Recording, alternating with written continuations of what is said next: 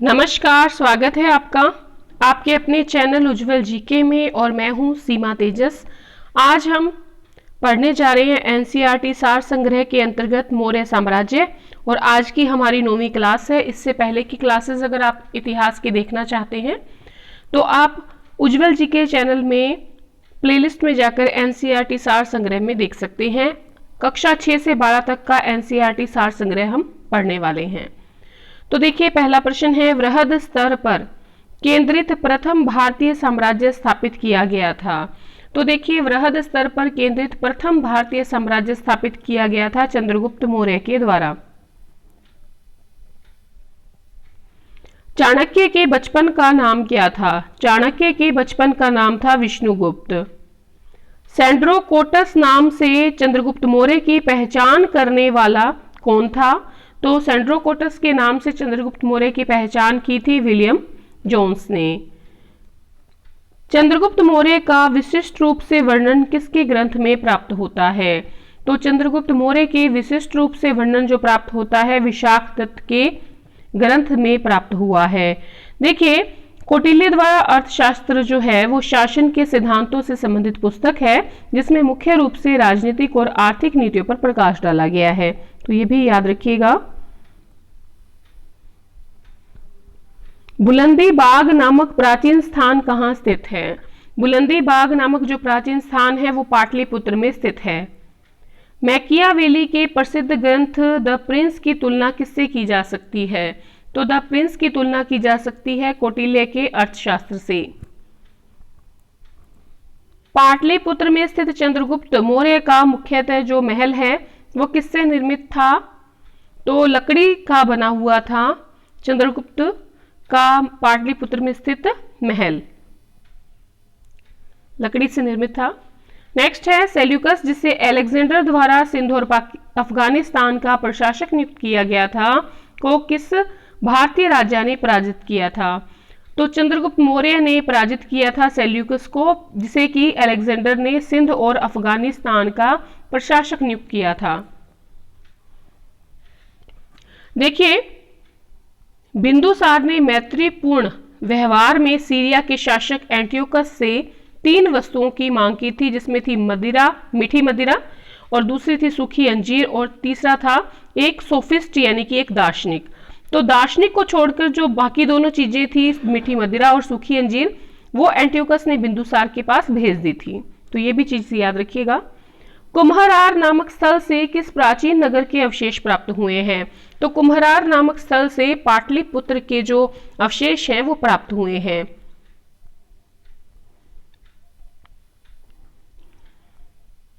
किसने सहिष्णुता, उदारता और करुणा के त्रिविध आधार पर राजधर्म की स्थापना की थी? तो सम्राट अशोक ने सहिष्णुता, उदारता और करुणा के त्रिविध आधार पर राजधर्म की स्थापना की थी। सैंड्रोकोटस यानी कि चंद्रगुप्त मौर्य और सिकंदर महान की भेंट का उल्लेख किसने किया है? जस्टिन ने सिकंदर महान और सैंड्रोकोटस यानी कि चंद्रगुप्त मौर्य की भेंट का उल्लेख किया है। मालवा, गुजरात और महाराष्ट्र को किस शासन ने पहली बार जीता था? तो मालवा, गुजरात और महाराष्ट्र को सबसे पहले चंद्रगुप्त मौर्य ने जीता था। मौर्य काल में सबसे उच्च स्तर के अधिकारी क्या कहलाते थे? तीर्थ कहलाते थे, और अर्थशास्त्र में तीर्थों की संख्या बताई गई है 18। तो चलिए पढ़ते हैं। पहले नंबर पे था मंत्री या पुरोहित, जो प्रधानमंत्री और प्रमुख धर्माधिकारी होता था। युवराज राजा का उत्तराधिकारी होता था। सन्निधाता की बात करें तो ये कोष अध्यक्ष था यानी कि कोषाध्यक्ष था, और ये राजकीय कोषागार का प्रधान अधिकारी होता था। समाहर्ता जो था वो कर संग्राहक था यानी कि करों को इकट्ठा करने का कार्य करने वाला अधिकारी था। राजस्व विभाग का सर्वोच्च अधिकारी था, या कह लीजिए वित्त मंत्री था। समाहर्ता ये हो गया है। मंत्री परिषद अध्यक्ष यानी कि मंत्री परिषद का अध्यक्ष होता था मंत्री परिषदाध्यक्ष। ठीक है। नेक्स्ट है परदेष्टा। परदेष्टा जो होता था एक तरह का कमिश्नर होता था, फौजदारी न्यायालय का न्यायाधीश होता था। और अगर बात करें व्यवहारिक की तो व्यवहारिक जो होता था वो दीवानी न्यायालय का प्रमुख न्यायाधीश था। तो दीवानी न्यायालय का प्रमुख न्यायाधीश था व्यवहारिक, और फौजदारी न्यायालय का न्यायाधीश था प्रदेष्टा। नायक होता था सेना का संचालक या नगर की रक्षा का अध्यक्ष। सेनापति सेना का अध्यक्ष होता था, यानी कि सर्वोच्च सैन्य कमांडर होता था। अंतर्वर्षिक की बात करें तो ये सम्राट का अंगरक्षक होता था और सेना का प्रधान अधिकारी होता था।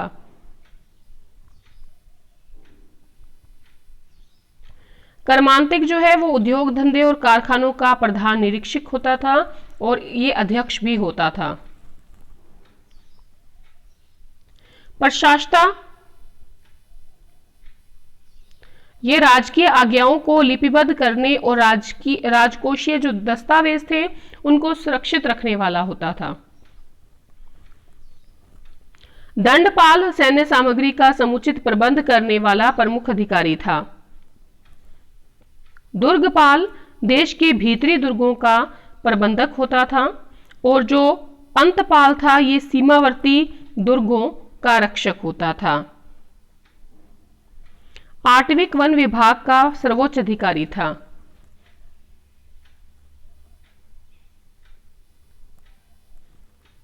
दोवारिक की बात करें तो दोवारिक राजमहल का प्रबंध और देखरेख करने वाला प्रधान अधिकारी था। नागरिक जो था वो नगर का सर्वोच्च अधिकारी था। मौर्यकालीन अधिकारी पोतवाध्यक्ष का प्रमुख कार्य क्या था? माप तोल का कार्य करना। किस मौर्य शासक ने दक्कन की विजय प्राप्त की थी? तो सबसे पहले दक्कन की विजय प्राप्त की थी चंद्रगुप्त मौर्य ने।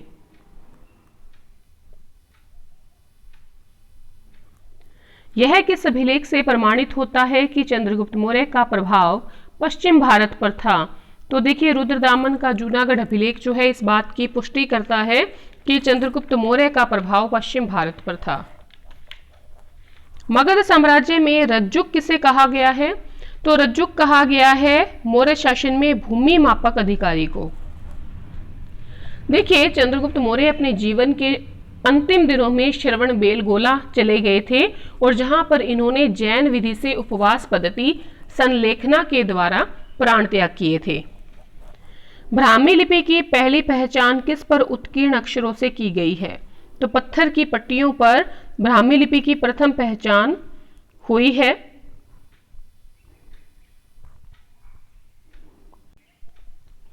सम्राट अशोक का शिलालेख शाहबाजगढ़ी से प्राप्त हुआ है। यह स्थान कहां पर है? तो यह पेशावर पाकिस्तान में स्थित है।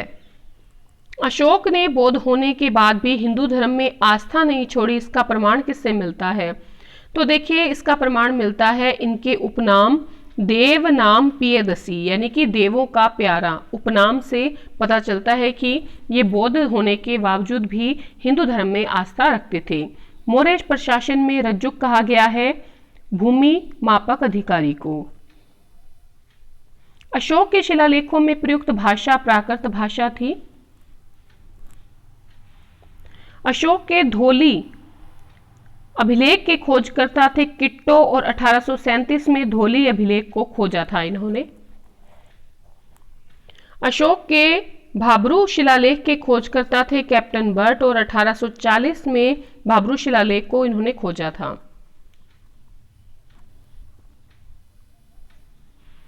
अशोक के बराबर और नागार्जुन गुफा की खोज की थी हैरिंगटन ने 1785 में। अशोक के दिल्ली टोपरा शिलालेख को कैप्टन पोलियर ने खोजा था 1785 में। अशोक के दिल्ली मेरठ स्तंभ लेख के खोजकर्ता थे पैडेल टेपनथेलर और 1750 में दिल्ली मेरठ स्तंभ लेख को खोजा था इन्होंने।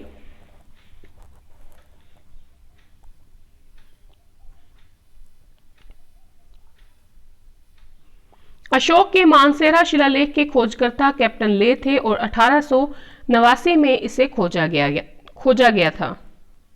कैप्टन ले ने 1889 में मानसेरा शिलालेख को खोजा था। अशोक के कालसी शिलालेख के खोजकर्ता थे जॉन फॉरेस्ट और 1860 में कालसी शिलालेख को खोजा गया था। अशोक के रुम्मनदेई शिलालेख के खोजकर्ता फिहरर थे और 1896 में रुम्मनदेई शिलालेख को खोजा गया था।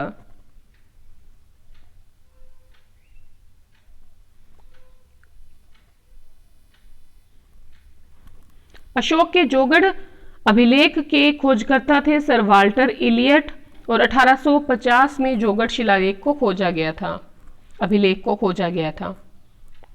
अशोक के गिरनार शिलालेख के खोजकर्ता थे कर्नल टोड और 1822 में गिरनार शिलालेख को खोजा गया था।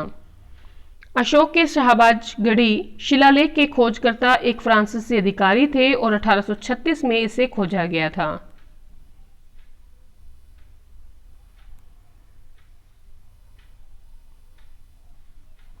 अशोक के इलाहाबाद स्तंभ लेख के खोजकर्ता थे टी.एस. बर्ट और 1834 में इसे खोजा गया था।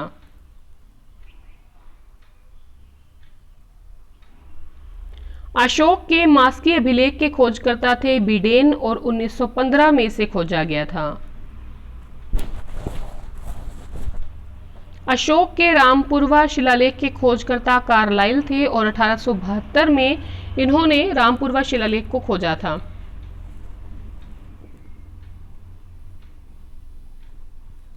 अशोक के निगाली सागर अभिलेख के खोजकर्ता फिहरर थे और 1895 में निगाली सागर अभिलेख को खोजा गया था। अशोक के सारनाथ स्तंभ के खोजकर्ता आरएल स्टाइन थे और 1905 में इसे खोजा गया था।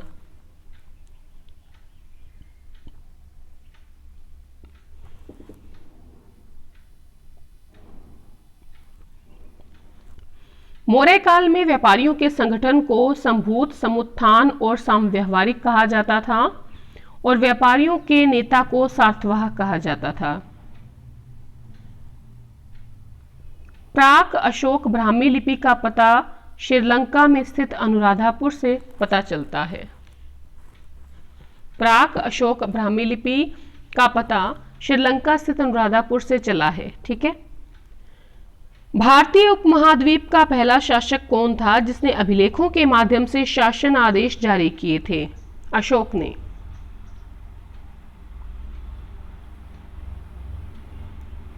सारनाथ स्तंभ का निर्माण करवाया था अशोक ने। वह कौन सा स्तंभ था जिसमें अशोक ने स्वयं को मगध का सम्राट बताया है? भारभू स्तंभ में इसने स्वयं को मगध का सम्राट बताया है। और भारभू स्तंभ कहाँ पर है? राजस्थान में। देखिए, ब्राह्मी लिपि में लिखे अशोक के शिलालेखों को सबसे पहले जेम्स प्रिंसेप ने पढ़ा था, तो ये भी याद रखिएगा। अशोक के किस अभिलेख से धम्म महामात्रों की नियुक्ति की सूचना मिलती है? 5वें वृहद शिलालेख से।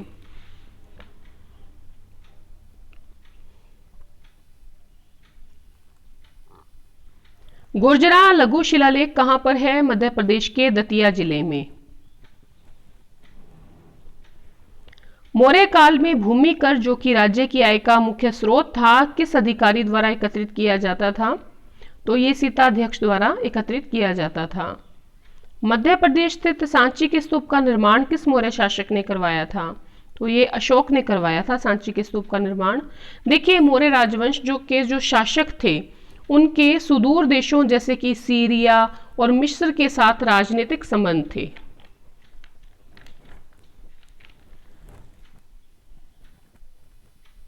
नेक्स्ट है, उत्तराखंड में सम्राट अशोक के शिलालेखों की एक प्रति किस स्थान से प्राप्त हुई है? तो कालसी से प्राप्त हुई है। प्रसिद्ध यूनानी राजदूत मेगस्थनीज भारत में किसके दरबार में आया था? तो चंद्रगुप्त मौर्य के दरबार में आया था। मौर्य काल के अधिकारी और विभाग देखेंगे। सबसे पहले सीताध्यक्ष कृषि विभाग का अध्यक्ष था। अकाराध्यक्ष खानों का अध्यक्ष था। लक्षणाध्यक्ष मुद्रा विभाग का प्रधान था, जबकि शुल्काध्यक्ष व्यापारी कर का प्रधान था। मुद्राध्यक्ष पासपोर्ट विभाग का अध्यक्ष था और संस्था अध्यक्ष जो था वो व्यापारिक मार्गों का अध्यक्ष था। तो एक बार पुनः देख लें। सीताध्यक्ष कृषि विभाग का अध्यक्ष, अकाराध्यक्ष खानों का अध्यक्ष, लक्षणाध्यक्ष मुद्रा विभाग का प्रधान, शुल्काध्यक्ष व्यापारी कर का प्रधान और मुद्राध्यक्ष पासपोर्ट विभाग का अध्यक्ष, संस्था अध्यक्ष व्यापारी मार्गों का अध्यक्ष। गुप्तचर व्यवस्था का पहला विस्तृत जो वर्णन प्राप्त होता है वो अर्थशास्त्र से होता है। सेल्यूकस निकेटर जिससे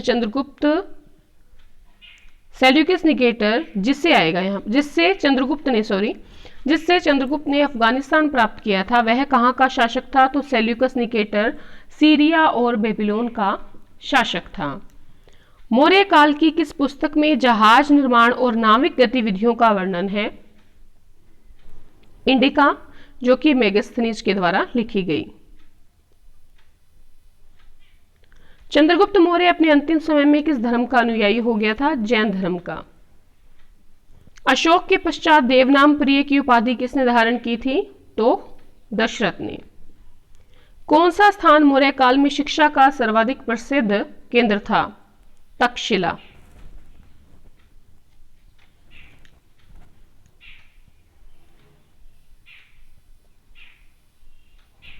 गांवों के शासन को स्वायत्तशासी पंचायतों के माध्यम से संचालित करने की व्यवस्था का सूत्रपात किया था मौर्यों ने। देखिए, मेगास्थनीज ने अपनी पुस्तक इंडिका में भारतीय समाज को 7 श्रेणियों में विभाजित किया है, तो ये भी याद रखिएगा। अशोक का समकालीन जो तुर्मे शासक था वो मिस्र का शासक था।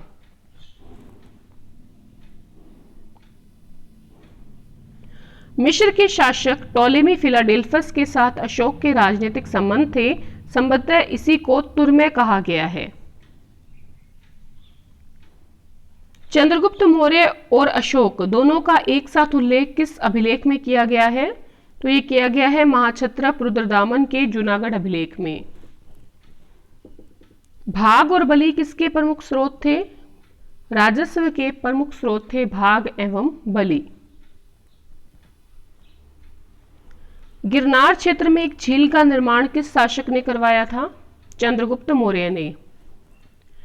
देखिए, कौशाम्बी और प्रयाग के स्तंभों में अशोक की रानी कोरुवाकी द्वारा दान दिए जाने का उल्लेख मिलता है और इसे रानी का अभिलेख भी कहा जाता है, तो याद रखिएगा। प्राचीन भारत के किस ग्रंथ में पति द्वारा परित्यक्त पत्नी के लिए विवाह विच्छेद की अनुमति दी गई है? तो अर्थशास्त्र में अनुमति दी गई है। नेक्स्ट है, कलिंग युद्ध की विजय तथा क्षत्रियों का वर्णन अशोक के किस शिलालेख में है? 13वें शिलालेख में। अंतिम मौर्य सम्राट थे बृहदर्थ। अशोक के अभिलेखों से किस दक्षिणी राज्य के अतिरिक्त सभी दक्षिणी राज्यों का उल्लेख प्राप्त होता है? तो सातवाहन का उल्लेख जो है अशोक के अभिलेखों से प्राप्त नहीं होता। मौर्यों की जल संसाधन व्यवस्था की जानकारी किस अभिलेख से प्राप्त होती है? तो रुद्रदामन के गिरनार अभिलेख से प्राप्त होती है। अशोक का समकालीन मिस्र का शासक था अलेक्जेंडर। देखिए, अशोक ने अपने राज्याभिषेक के 8वें वर्ष यानी कि 261 ईसा पूर्व में कलिंग पर आक्रमण किया था और उस पर विजय प्राप्त की थी, तो ये भी याद रखिएगा। अशोक की उपाधि अशोक पता चलती है मास्की लघु शिलालेख से।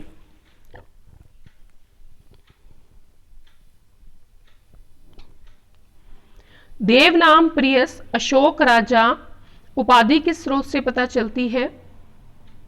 गुर्जरा लघु शिलालेख से। अशोक की उपाधि अशोक मौर्य किस स्रोत से पता चलती है? रुद्रदामन के जूनागढ़ अभिलेख से।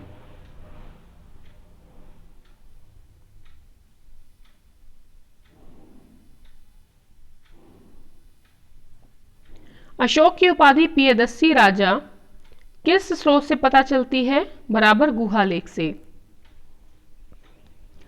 अशोक की उपाधि पियदस्सी राजा मगध किस स्रोत से पता चलती है? भारभू बैराठ लघु शिलालेख से। अशोक की उपाधि पियदस्सी राजा किस स्रोत से पता चलती है? कंधार वृहत शिलालेख, दीपवंश और महावंश से।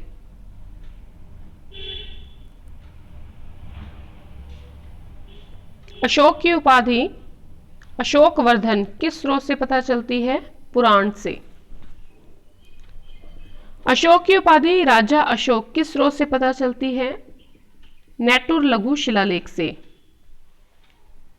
राजा अशोक देव नाम प्रिय उपाधि अशोक के किस स्रोत से पता चलती है? उद्गोलम लघु शिलालेख से। अशोक ने अपने पिता बिंदुसार के शासनकाल में किस क्षेत्र में विद्रोह का दमन किया था?